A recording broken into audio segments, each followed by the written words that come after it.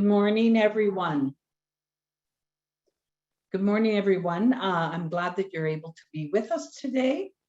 We are here to talk about the Big Island Provincial Park proposed establishment, and I'm excited to be able to share this information today and then also get your questions and answers.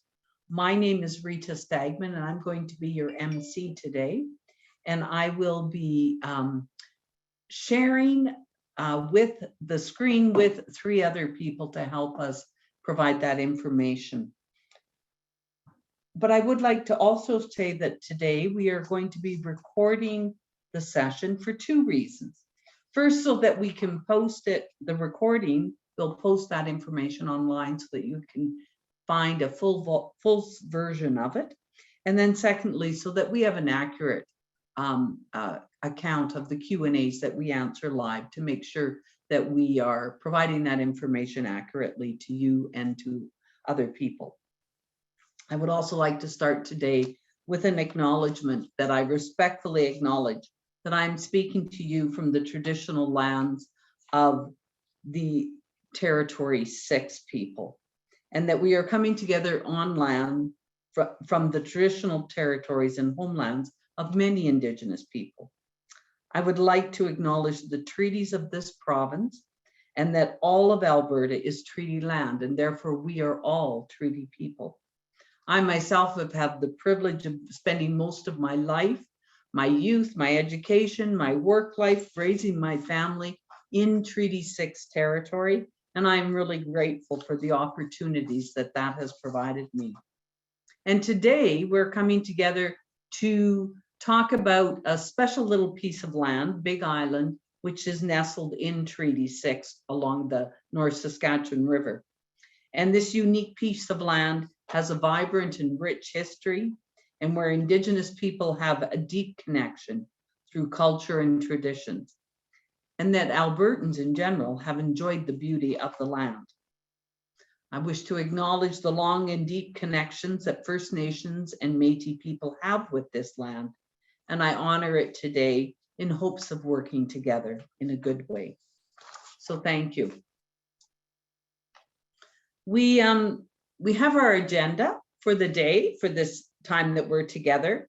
We have an hour and a half that we can be together, but we will shorten that accordingly. We will not go over the hour and a half. But if we are running out of questions or conversation, then we perhaps may shorten it. We've done the welcome, and now we're going to, the next section would be a presentation presented by one of the partners of the organization, and a question and answer session where you get to ask the questions, and then we'll proceed to the session close. You can ask those questions by using the Q&A function, and that will be found on a little bar along the bottom of your screen, and that has Q&A, or it might be along the side of your screen, or in one of your apps if you're joining by your phone. And on that, when you click it, this will come up and it'll say, welcome to the Q&A function. And there is where you can type in your questions, and everyone will be able to see all the questions that are typed in. You'll also get the opportunity to upvote a question. So if someone has typed a question in that you're like, I would love the answer of that, or that's the question I was also going to answer, you can give it a little thumbs up. As in this case, you can see that Shane's question had 4 thumbs up. So we know to prioritize that question, that there is a keen interest in the people that are participating, that they'll want that question for sure to answer. However, if in this session there are any inappropriate questions, we have people in the background, Alyssa, who's working to keep this running seamlessly and smoothly. She will unfortunately have to delete any inappropriate questions. If questions have already been answered, we might group them together so that they were only answering it once. And then once a question is answered, it will go over to be in the dismissed and in a pile where we have a record of all the questions that have been asked. We have some pre-submitted questions. When you registered, there was a place where you could pre-submit a question. So we have those, and we will start with some of those. And we'll provide additional opportunities. If we don't get to all the questions, how can you provide more questions going forward if you still have them? Today, I am joined with two members of the panel, Robin Schmidt, who is the Interim Director of Planning and Strategic Initiatives with Alberta Environment and Park. And her group is responsible for GOA's role in this project, the engagement, planning, and establishment. And we're also joined by Paul Jan, who is a planner with the City of Edmonton. And he is the city's representative on the Big Island Provincial Park project team. Kate Churchill, we're hoping is going to be able to join us, but those technology gremlins are not working for her, right? Or they're working hard in the background. And so she's having some technical difficulty. So but when Kate does join us, she will take over answering questions and also probably presenting. And she is a senior parks planner with AEP, with Alberta Environment and Parks. And she's the planning lead on the proposed Big Island Provincial Park project. We also have my colleague, Alyssa Robb, working in the background and making sure, as I said, that things run as seamlessly as possible. And with that, I'm going to hand it over to Robin Schmidt to give us the presentation and the information that you about Big Island and this proposed park that we might go to. Robin? Thanks, Rita. As Rita mentioned, Kate Churchill was going to give this presentation, but technology issues is kind of like classic virtual pandemic work, so we are just going to roll with it. If Kate joins, she'll take over from me. So next slide, Rita. And the next one. Next slide.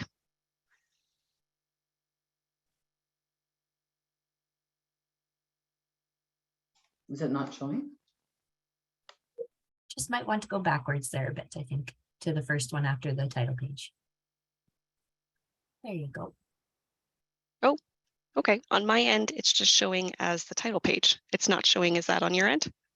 No, I'm seeing slides change. Oh, there we go. Now they've changed. Can you go back, please? There we go. So I'll start by orienting us to where Big Island is in the city of Edmonton. It's in the southwest corner of the city along the North Saskatchewan River, just south of Anthony Henday Drive. It's located in the Riverview Area Structure Plan area, which is currently under development, and it's right across the river from River's Edge Golf Course. Next slide, please. On the agenda today, we'll be talking about the provincial government platform commitment and the 3 government partnership undertaking this project. We'll walk you through the park proposal, talk a little bit about the significance and history of Big Island, the current site conditions and access, and finish off with our proposed vision and planning principles and some next steps. Next slide, please.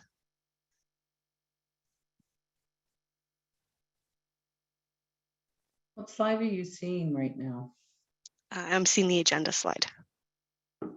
There we go. That's right. Oh, back one.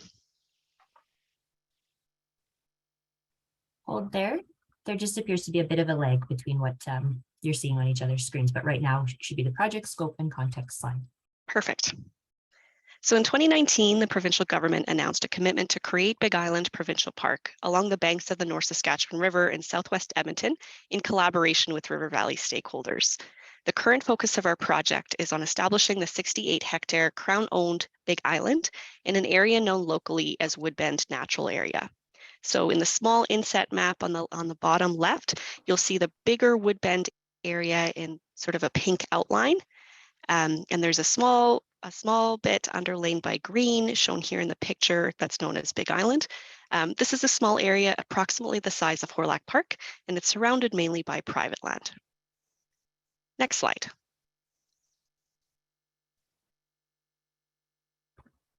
So since 2020, Government of Alberta has been working with the governments of Enoch, Cree Nation, and the City of Edmonton to develop a 3-government partnership approach for the planning, establishment, and long-term management and operation of Big Island Provincial Park. This 3-government cooperative approach between a provincial, a municipal, and an Indigenous government is a really unique model for our park establishment, and it's brought a diverse range of perspectives to the table to help shape this proposed park vision. Next slide. So what is a provincial park? Well, it's a land designation and a management tool established by Order in Council under the Provincial Parks Act, which means that the decision to establish a provincial park is ultimately made by Cabinet, and final approval or proclamation is by the Lieutenant Governor. There are 76 provincial parks in Alberta, and each one provides a unique experience for visitors depending on the unique site values. The primary goal of provincial parks is to conserve nature, and there are a wide range of possible permitted uses, but the activities that are enabled in each park will depend on its specific values and what the park is there to protect and promote. The activities are generally nature-based recreation, tourism, and education opportunities that depend on and are compatible with the natural environment. And the establishment of Big Island Provincial Park contributes a new urban provincial park to our legacy of urban provincial parks that already exist, like Lois Hole Centennial Provincial Park in the Edmonton region, nestled between City of St. Albert and the City of Edmonton, Glenbow Ranch Provincial Park, which is near Cochrane, and Fish Creek Provincial Park in the Calgary area. These sites are essential to the park system because they serve as a more accessible gateway to learning about provincial parks and connecting with nature. Next slide, please. So now we'll talk a little bit about the park proposal. You can learn more about this proposal and share your feedback at alberta.ca/Big Island.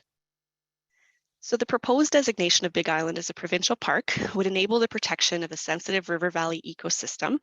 It would help to manage and develop nature-based recreation and tourism opportunities, provide cultural exchange and storytelling opportunities, and enhance local community connections to the river valley. I'm going to spend the next few slides talking about what we are proposing for Big Island Provincial Park. This proposal is high level. As right now we're really just establishing, we're presenting the proposal to establish the park. If it were to be established, we would do more detailed site planning and program development that would happen at a later phase. So we're undertaking this engagement now to learn more about what the public would like to see in this area. So definitely fill out the survey and share your feedback. Next slide, please. So I'll talk a little bit about recreation and permitted uses. The Edmonton metropolitan region is one of the fastest growing urban regions in Canada, and the North Saskatchewan River Valley is arguably our region's greatest asset. With development expanding rapidly in the southwest part of the city where Big Island is located, natural spaces are decreasing, and the River Valley corridor is more significant and valuable as residents and visitors seek opportunities to connect to nature in the city. The park would be developed and managed as a conservation-focused day-use site with interpretive programming that tells the story of Indigenous and settler histories and connections to the site while remaining respectful of ecological sensitivities. Compatible uses would be things like water-based recreation, hiking and walking on designated trails, picnicking, nature appreciation, and cultural exchange. And we'd facilitate these through formalized access, an interconnected trail system, interpretive and amenities, and day use areas. We would incorporate inclusive design principles to ensure people of all abilities can experience the site. And of note, we are not considering recreational overnight camping, hunting, and motorized recreation for the proposed park due to the ecological sensitivity of the area, its small size, and its proximity to adjacent residential areas. Next slide, please. So we'll get into site conditions in a few slides, but Big Island is low-lying and wet, and it's surrounded by steep slopes. So facility development will be naturally constrained by topography. Facility development would seek to use existing footprints wherever possible to ensure natural values are not further impacted. And we're working right now on hopefully securing land access And if we are successful, we'll work to formalize vehicle access points off 199th Street with parking and staging located above the floodway, above the ravine's edge, to accommodate walk-in, wheelchair, and river access. Motorized use would not be permitted beyond parking areas, except for emergency access and park maintenance purposes. And within the floodplain, we would limit facility development to small-scale infrastructure, like a formal trail network, interpretive signage, rustic picnic sites, and a handboat launch for access from the river. The existing trail network in Big Island is extensive right now, and this would be assessed and formalized with designated walking and hiking trails, and we'd look to include trail connections to the surrounding neighborhoods and river valley that offer routes and access to the river for residents and visitors. We have been in discussion with the City of Edmonton and the Riverview developer about planning for the Riverview community at the top of Bank above Big Island, and just exploring opportunities to ensure that the proposed park has planned access points from the community and connection into a planned district park or other amenities. The area structure plan has an urban development line at the top of Ravine's Edge, and development would be subject to a setback. And we're just doing some work to understand, what will the views and what would the sound barriers and the views look like once you're in Big Island and those communities are developed. The goal here is to have a visitor experience at Big Island that's nature focused, kind of a refuge from busy city life. So the provincial park designation would enable the site to be cooperatively managed by the GOA, Enoch Cree Nation, and City of Edmonton. Right now, the three governments have a terms of reference that was co-developed that guides how we work together towards the establishment of the park. If the park is established, we'll revisit this terms of reference and discuss how we'll cooperatively manage and operate the park. But we'll continue to work together to co-create a space that is welcoming and inclusive for both Indigenous and non-Indigenous visitors in a way that recognizes the cultural and historical significance of Big Island. With a park designation, the site can be managed to maintain and enhance its natural values and aesthetics through things like ecological restoration, so future generations can enjoy the site as well. Right now, Enoch Cree Nation is undertaking a traditional land use study, and the City of Edmonton is undertaking an ecological assessment, and those will help us learn more about the area and its constraints and inform future management planning and programming. Hi. Next slide. Thank you. We're going to give a mic check to Kate, and perhaps Kate can continue on with the presentation. Kate, do you want to do a mic check, please? Sure. How do I sound? Bad? Sounds good. Okay, Yeah. you can hear me. Awesome. All right. Phew, you guys are done with me. I'll turn it over to Kate to take over and talk about the cultural and historical significance. Thank you, Robin. Here's your slide, Kate. Thanks, Rita. Thanks, Robin. All right, so the cultural and historical significance of Big Island. We've learned there's a lot of history in this little site. We are in the process of learning more about the Indigenous culture, history, and cultural significance through the traditional land use study.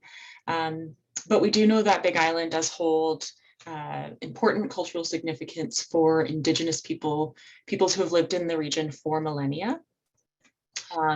With settlers arriving, that brought new diseases, depleted traditional food sources, and led to the creation of reserve lands, which at one time did stretch all the way to the river just adjacent to Big Island. And after the introduction of settlers to the area, there was lots of different, often conflicting uses occurring at Big Island. So timber harvesting, coal mining, gold mining, oil exploration, different kinds of development and recreation. And we also learned through this project that Big Island was part of the site for the first Birkebeiner ski race before it was moved over to Cooking Lake Blackfoot. So you can see with these archive photos that we have available of Big Island, that it was a popular day use destination when steamboat travel came into use on the river. John Walter, a local entrepreneur, I guess, he used to shuttle passengers to Big Island on the weekends and on holidays. It was a 3-hour one-way trip from the low-level bridge, and passengers would spend the day playing games and picnicking. But after steamboat travel fell out of fashion, Big Island was no longer as accessible, and it was no longer a major recreation destination. Today, Big Island is a popular stopover for paddlers who travel down the North Saskatchewan River. Several areas along the shoreline provide informal boat access points depending on the time of year and the water levels. There aren't any existing formal facilities or recreation infrastructure in Big Island. There's an extensive informal trail network, so folks can stop for a picnic and wander through the many wet areas, observe lots of wildlife.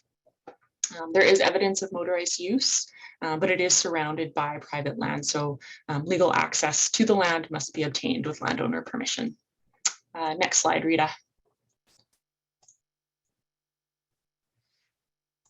All right, so as Robin said, City of Edmonton is currently undertaking an ecological assessment of Big Island, but what we know so far, Big Island is a mix of wetland habitat and mature balsam forest. The North Saskatchewan River Valley in Edmonton is identified as a key provincial key wildlife and biodiversity zone. It supports wildlife movement and biodiversity.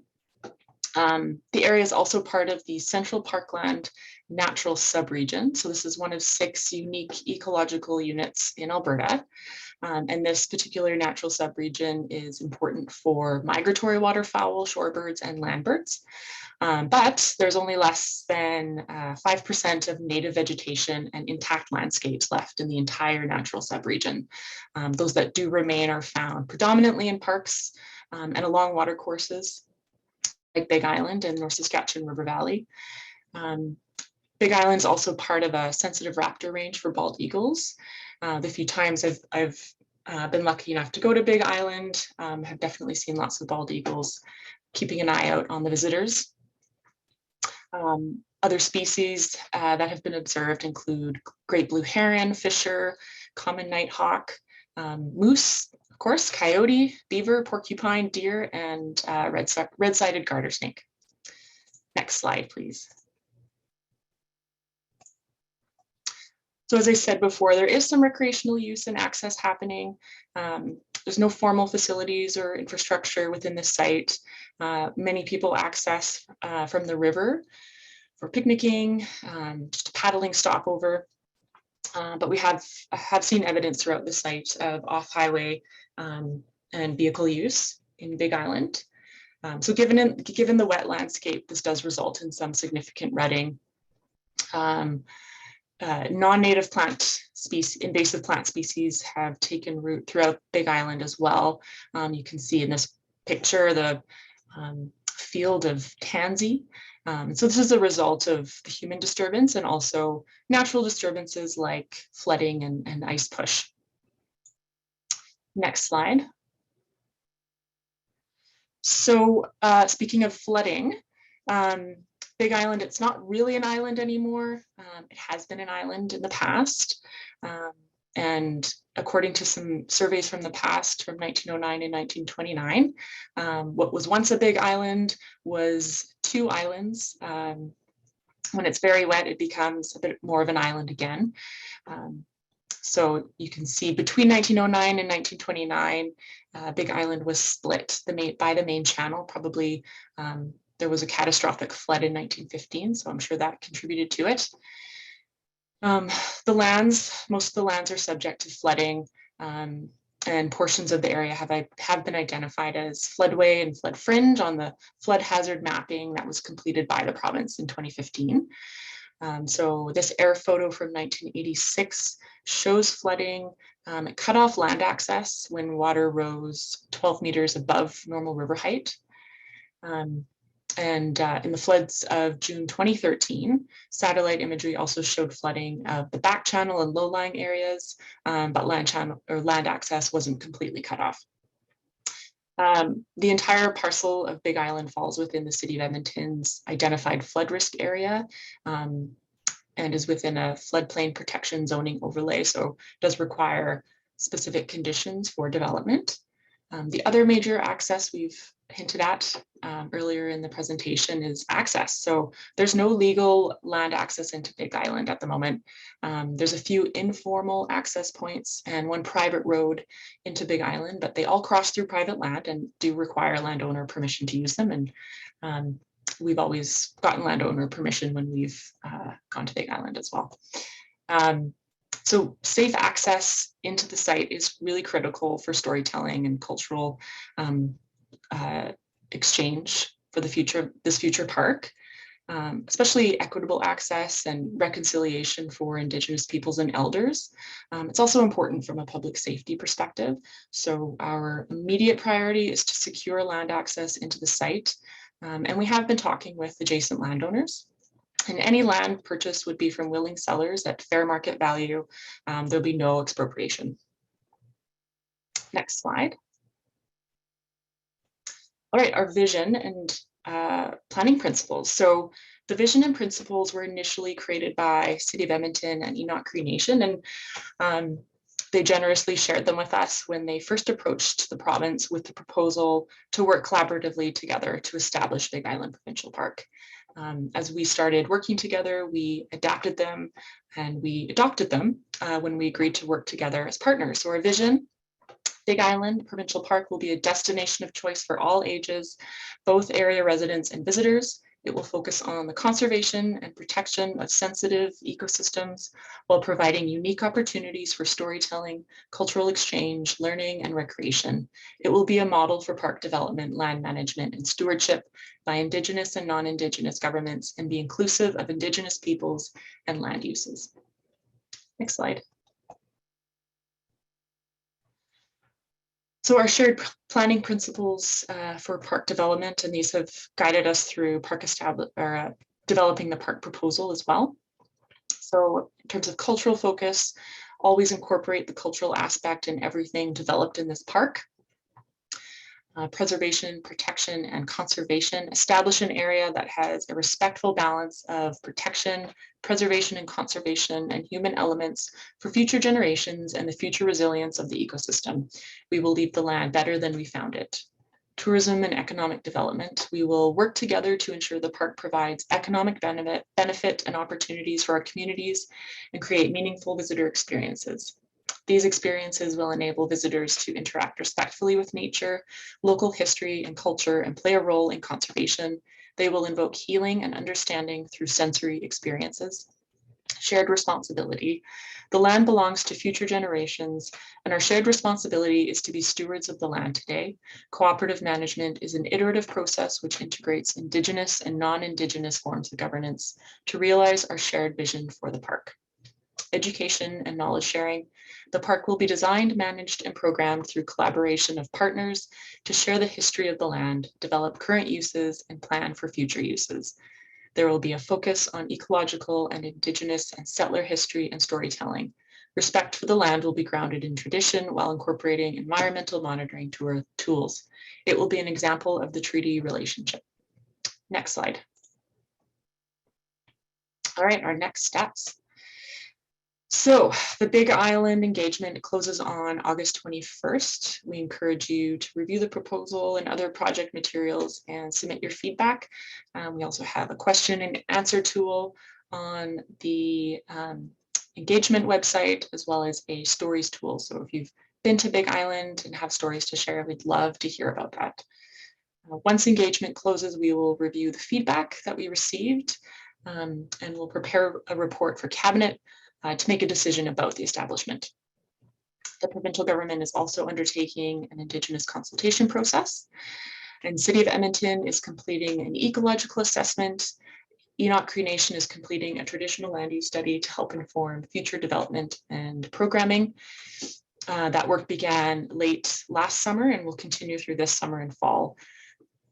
And if the park is established, we are working towards opening to the public in 2023. And we would begin working on detailed site planning with Enoch Cree Nation and the City of Edmonton and begin developing management direction. And that is it. Thank you. Thanks, Kate. It is and Robin for that presentation, showing us the site, the land location, and some interesting information about it and how this space will get proceeded forward. So with that, we are going to go into our question and answer period of the session today. And I would like to start with the questions that are on that we had some pre-submitted ones. So I'm going to start with those, and then we will proceed to any questions that you, the participants, are currently writing into the session. So the first one, there was a question that we received online asking us if we would provide the slides from this presentation. And so we've, the recording has been made of this session, and we will be able to provide that on the engagement web page, which is alberta.ca/bighorn later today or sometime. It's that page that you went to where you registered to join this session today. So if you join there, eventually the recording of today's presentation will be there, and you'll get the slides and all the explanation and the language behind it. So hopefully that will help you to soak in all this great information. And if you have further questions at that time, then you can add more questions, because there's a Q&A function also on that web page too. But our first pre-submitted question that we got was submitted, and it came through Laura. And how will there be winter access to the place? Kate, would you like to take that question? I would. Thanks, Rita. Currently we only have legal access by the river for the public. So winter access isn't feasible right now. But this is a gap. As you said, we're working to resolve it, having discussions with adjacent landowners. But if land access was secure, we would likely provide year-round access, pending results from our ecological assessment and traditional land use study and any other studies we undertake. But we would, in our later phase of detailed planning, we would consider what kind of winter activities would be appropriate, and then what kind of facilities and services would be needed to enable them. Thank you, Kate. Another pre-submitted question that we had came from Albert. And will fires be allowed on or around Big Island? Robin, do you want to start that question off? Sure, thanks, Rita. So if the park were established, Big Island would be governed by the Provincial Parks Act, the Provincial Parks General Regulation. These governing legislation pieces prohibit fires in provincial parks unless they're in a fire pit, a fireplace, or another designated facility. And it also prohibits the use of dead vegetation for fuel. Big Island is covered by old, mature forest, and it's surrounded by residences. So managing and mitigating the risk of wildfire, whether natural or human caused, is really critical to just protect human life and property. So if the park were established, detailed planning and developing management direction to guide the day-to-day operations will consider whether designated fire pits in particular are an amenity that is appropriate for the rustic picnic sites. We know that fire pits or some kind of fire pit facility are really common amenities available at day use sites throughout provincial parks and in city parks. I'll turn it over maybe to Paul to speak to how fires are permitted or managed on the land surrounding Big Island. Thank you, Robin. Similar to the province, the city does regulate fire pits, and for private land surrounding Big Island, a permit is required for a fire pit to be set up on there's people's lands based on the community bylaw standards. So there are certain standards that have to be met, and fire bans must be observed when fire bans are in effect. In general, outdoor fires are not permitted outside of fire pits as per that bylaw. So thank you. Thank you, Robin and Paul, for that. Yes, when we're at a picnic site, we often think we want to have a fire, but of course we have to follow within the parameters and the regulations that are allowed there. Christine asked, how will the provincial park at Big Island connect to future and existing trail networks in the river valley? Kate, do you want to start us off with that one? Sure. Thanks, Rita. Right, so Big Island has a pretty extensive trail network right now. So, you know, at a later phase when we're doing detailed planning of the site, we would assess and formalize a trail system. And part of that includes making sure that we're connecting to the surrounding community and to, you know, river valley trail networks that exist or in the future. So we do know there have been proposals through City of Edmonton and River Valley Alliance. So they've identified potential areas for connection through trails and bridges in the Ribbon of Green and River Valley Alliance's plan of action. No commitments have been made. We'd assess these points for sure. We've been having conversations with City of Edmonton and the Riverview developers just to make sure that any trail network within Big Island would be connecting to the surrounding communities. Thank you, Kate. Robin, can you tell us what is the time for completion? That was one of the questions we received. Sure. So as Kate mentioned, the Big Island engagement period runs until August 21st. From there, we'll refine the proposal based on feedback we hear and ultimately bring it to Cabinet for decision in late fall of this year. If the park were established, we would work together with the City of Edmonton and Enoch Cree Nation to develop a new terms of reference and work plan to guide us from opening and operation and ongoing management, and just to guide what our cooperative management approach will look like post-establishment through operation. This work plan will define our next steps and timelines, which includes detailed site planning, facility planning, and developing management direction. This process will take a few years, but we are targeting and hoping for the site to be open to public access in 2023 in some capacity. Likely that will be at least river access, and we'll continue to work hard on securing land access. I would say that construction of facilities can take a couple of years when we add in sort of the planning and the engineering timelines. And once the site is established and open, there may be some localized area closures within Big Island from time to time for construction of facilities. Thanks, Rita. Robin. Thank you. Another pre-submitted question that we got was from Alex was, will there be stairs, pathways, and accessible options connecting immediate adjacent neighborhoods to the park? So again, that connectivity, accessibility question. Robin, do you want to start that? Sure, yeah.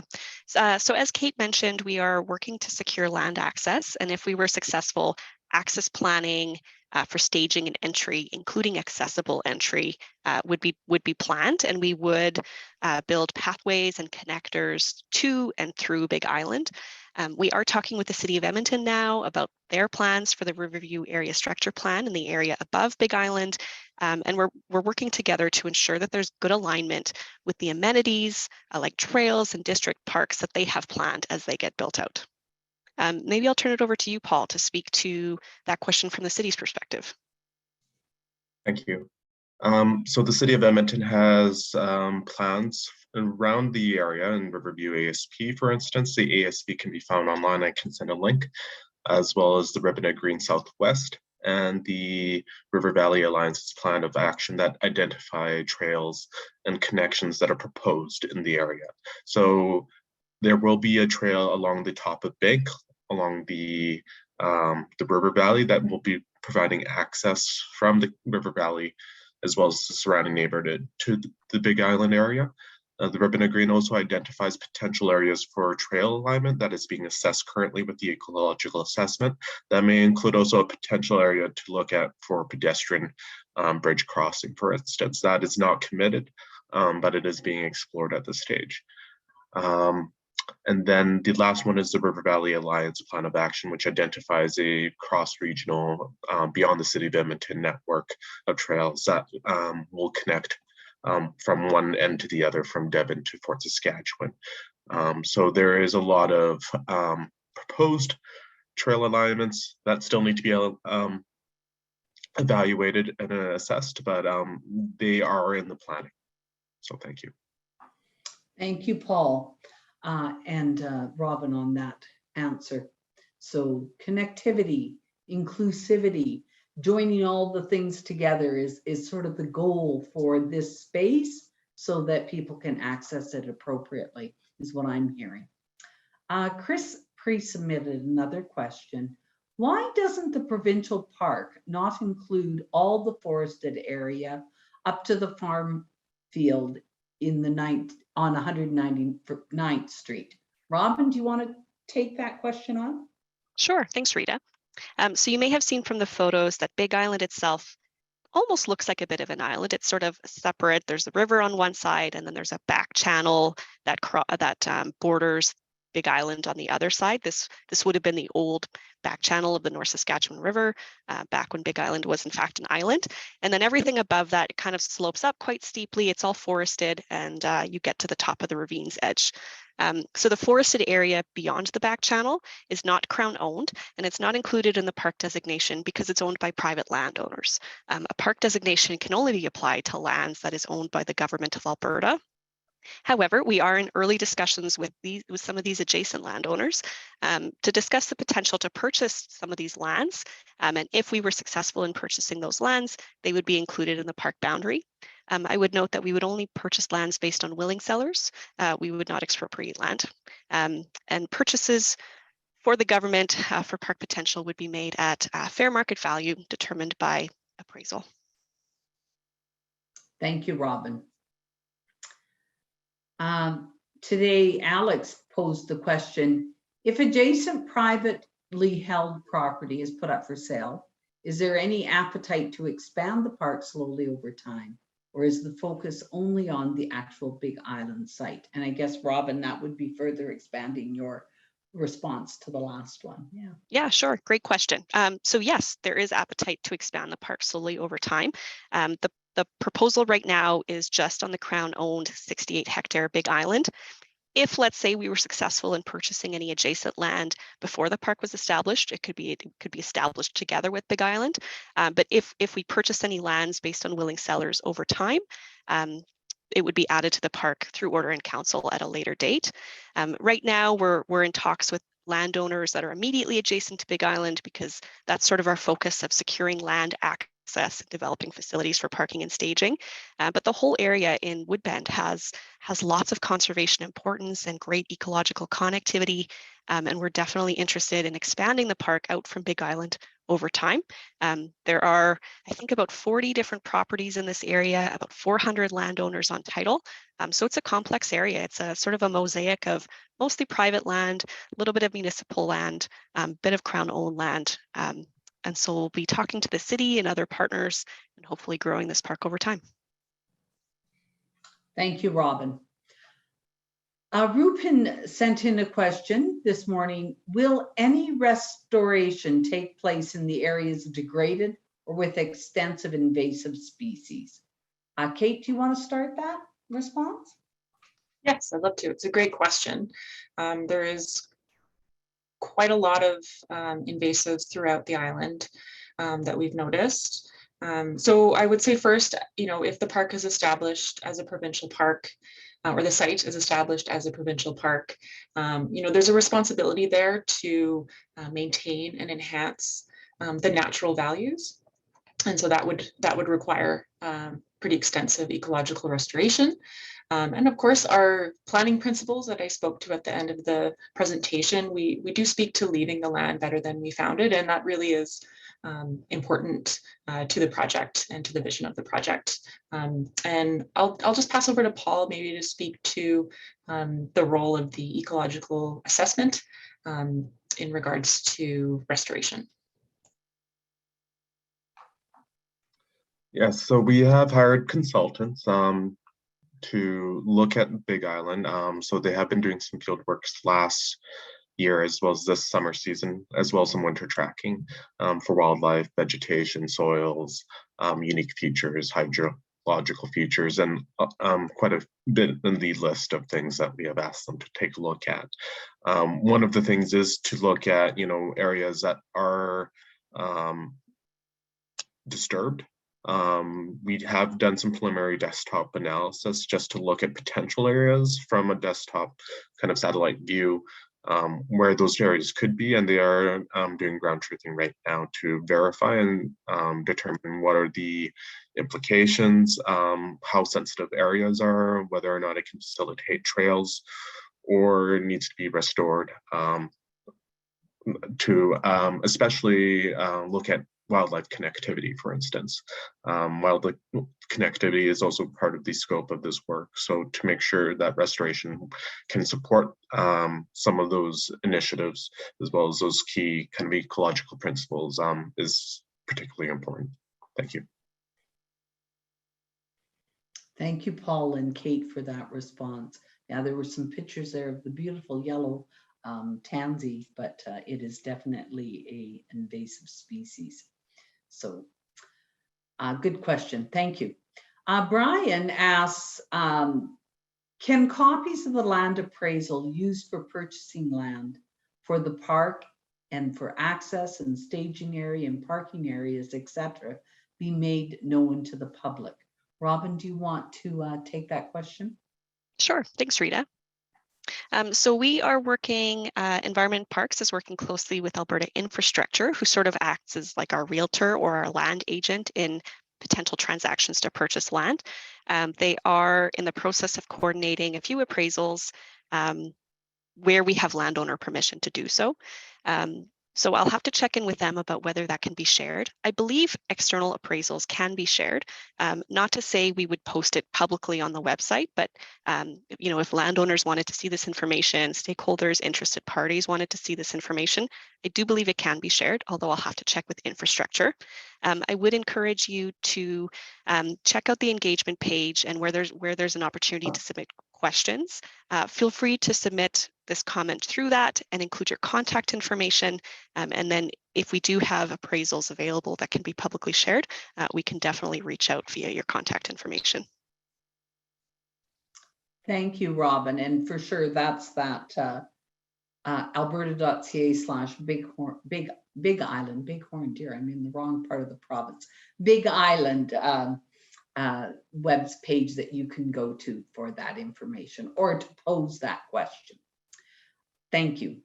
Mason has asked, if it is all around private property and water access is only the legal entrance, does that mean that the land is still being trespassed on? And Robin, do you want to look at that question?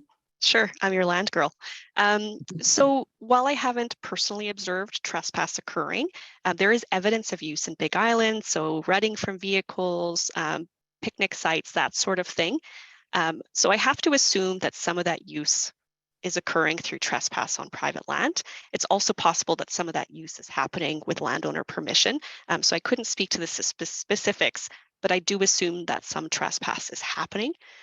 As we do site-specific planning and detailed facility planning, and if we're successful in securing access, we'll be looking closely at design to encourage access points into the park at sort of designated areas and trying to deter trespass and other impacts to residences and adjacent landowners and neighbors who live nearby, rely to the fact that there might be lots of people interested in visiting Big Island, and right now there's no legal way to access that.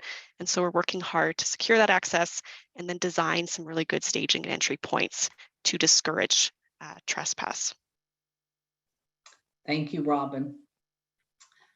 Daryl asked the question, what are the tourism and economic development opportunities that you have defined for the park? I'm not, Kate, would you like to start with this question? Sure, yeah, no problem. We haven't defined any tourism or economic development opportunities at this stage.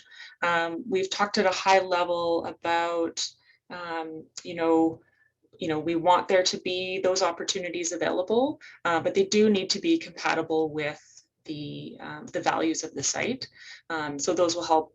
We'll know more about those values through the ecological assessment and the traditional land use study, and those will really help to inform the kinds of opportunities that we would enable and allow. And that will happen at a later stage if the park's established. Stay tuned for those, I guess. Thank you, Kate. Can I just add to Kate's comment? Go ahead. Perfect. I would just add that one of the changes that would happen if this area were established as a provincial park is that there is a permitting process that's in place where applicants can apply for a permit for things like commercial activity, special events. So in addition to developing management direction, which will outline at a high level the scale and size and components of what's appropriate, an ongoing permitting process is also an opportunity for submissions to come in, and then the park managers together with City of Edmonton and Enoch Cree can evaluate whether or not it's compatible with that management direction. So what Kate said in some capacity, but the details still need to be ironed out. And thank you. And Paul, do you want to add something from the city's perspective? Yeah. So the city has worked with the Enoch Cree Nation as well as the province of Alberta to also outline this particular shared principle because it is of interest to share Indigenous perspectives of the River Valley for Enoch with the public. So that is a large tourism component, but there are also potential economic opportunities for Enoch Cree Nation in terms of management of some of those activities, for instance. So. Thank you, Paul.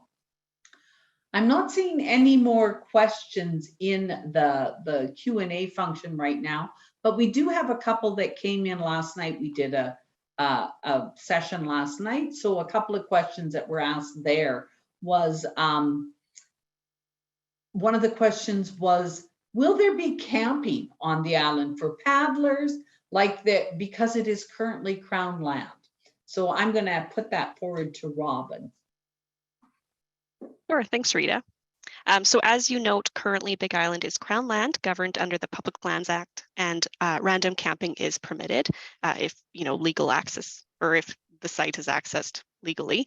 And as part of this proposal, we are proposing that overnight camping not be permitted on Big Island if it were established. And this is because it's small in size. It's surrounded by nearby residences. We know that the site is ecologically sensitive. It's flood prone. It's extremely wet. And just that flooding risk to infrastructure, but also just the impacts of heavy recreational use.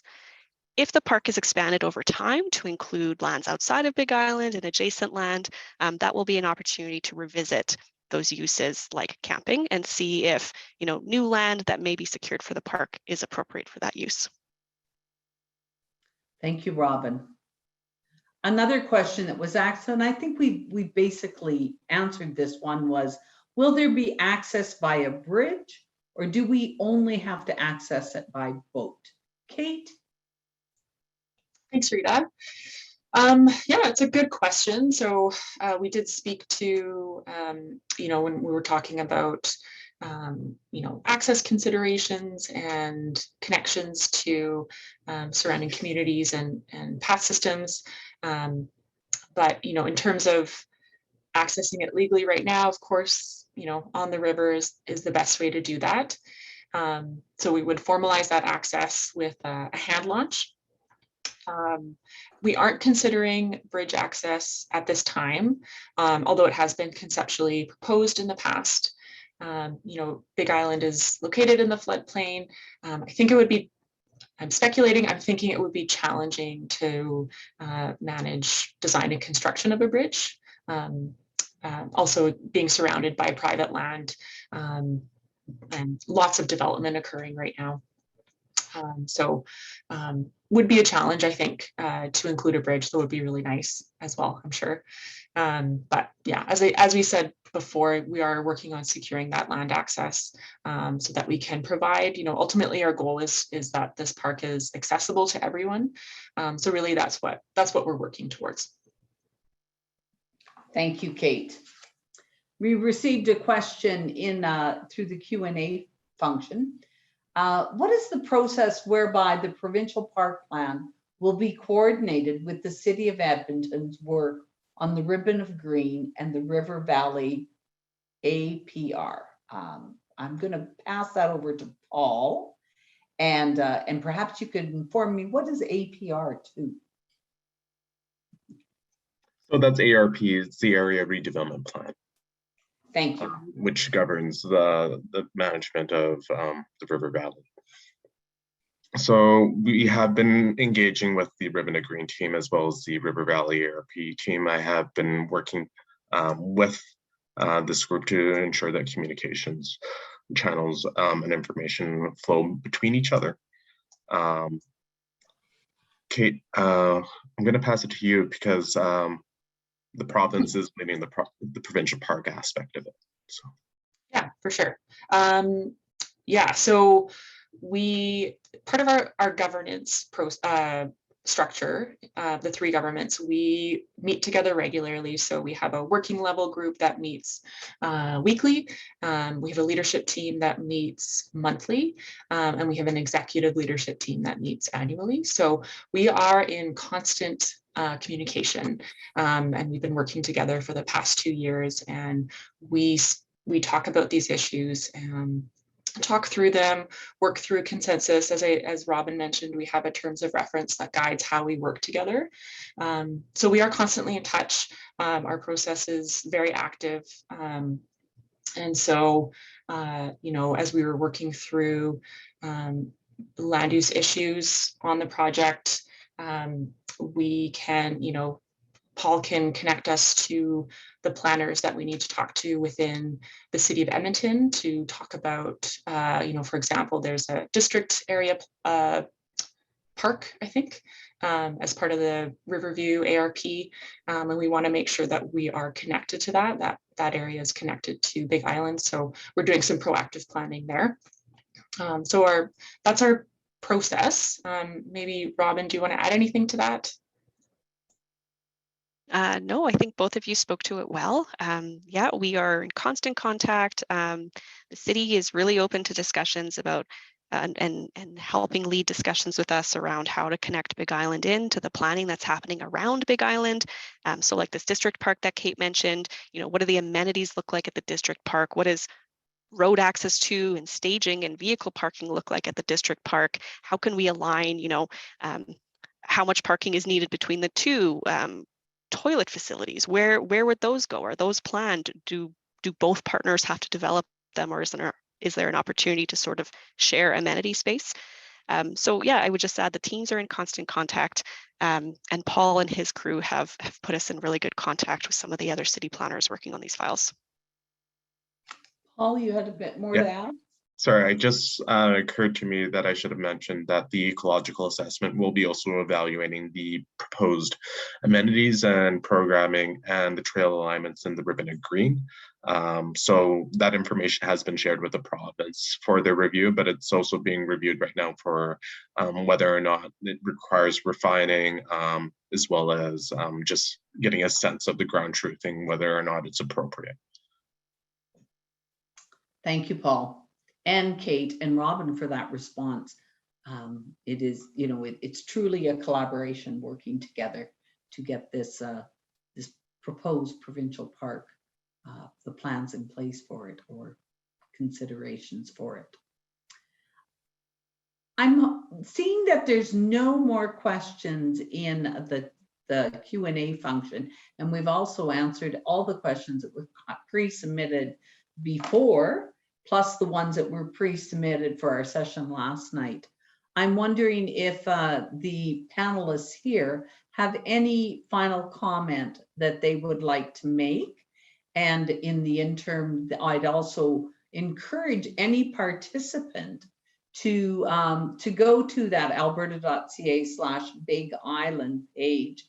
And if you have questions that come to mind after you've digested the information, then please use the Q&A function there so that we can get your questions answered. And we promise in answering those questions that they'll be answered within 5 working days. So please use that function to ensure that you get the information you want. Also on that page, there is some fact sheets that provide information about the information that this presentation has shown, but sometimes it's nice just to sit back and read it and get that information again. So I encourage you to go there. The proposed establishment proposal is also there. So it's like what is this tri-government looking at, thinking about for this space, and that information is also there. And of course, there's a link to the survey that we would love to get your information and your input on, so that we can take all this information and create a proposal going forward that's great. I see in my babbling, Alex has put a question in, so we'll take that question. So thank you, Alex. Has there been any indication that this plan would be in jeopardy with the provincial election in 2023? Or are all major parties on board with that plan? I'm going to put that question over to Robin. Sure. So in terms of parties, I'm not sure whether you mean political parties or the parties of the three governments, but I can say the three governments are committed to this project. The targeted potential establishment date for Big Island is late this fall, which is prior to the election. And so all indications are that government is firmly committed to this platform commitment and intends to make a decision about it this mandate. Thank you, Robin. For final comments, I'm going to put it forth to Kate first. Do you have any final comments you'd like to make? Sure, yes. I do want to say thank you to everyone who has participated in these webinars. Your questions are really helpful. They really help us think through all the issues. And we really do encourage you to provide your feedback, whether it's through the survey or through the question and answer tool. We're doing the engagement because we want to hear from you. We want to know what you think, how you feel about the proposal, you know, what are we missing, etc. So please do provide feedback. It's very helpful. I would also love to say that we have put together a video, not ourselves, we contracted it out, but we had a professional put together a video that we'd hope to have ready for the webinars. So it's a video that shows Big Island because we know it can't really be accessed very easily right now. So we wanted to show everybody what it's like, and it's a really great way to experience Big Island without being there. We're really, really happy with how it turned out. And it really speaks to the process and relationships between the three governments. So that will be posted shortly. So I encourage you to check that out once it's available and share it as well. Thank you, Kate. Paul, do you have any last comments to make? Sure. From the City of Edmonton's perspective, this has been a very unique project because it involves three government partners, a First Nation, that being Enoch Cree, the province of Alberta, and the City of Edmonton. So it's involving three different levels of government. We'll say that. That is very unique, and we have not seen this in the province. So it's a great opportunity to align the goals of all three governments. It's a really kind of great project for working with the First Nation to commit for kind of those principles of reconciliation. So it's a unique opportunity that we look forward to. So. Thank you, Paul. Robin, last word over to you. Last word, that's a big responsibility. I echo what Kate and Paul have said. Really thank you for the time and coming today and listening and sharing your questions with us. I'm really looking forward to receiving feedback on this proposal and learning about the importance of this site to people and how they want to access it and how they want to use it. That will be incredibly foundational to the proposal that we take to Cabinet this fall. So thank you again for coming. As Kate noted, video was almost ready. We just didn't get the final editing in time. So that will be posted to the engagement page, hopefully in the coming days. it's a great opportunity to, in the video, to hear about Big Island and its importance from the Enoch Cree Nation representative. They are a partner in this project, but unfortunately just couldn't be here today for the webinar. They recently had some elections this month, and so have had some staffing changes that they needed to get caught up on. But they have endorsed this material. They speak in the video about the project from their perspective, and that's a really important piece that wasn't represented here today. So I encourage you to check that out. And with that, I will just say one final thank you for coming today.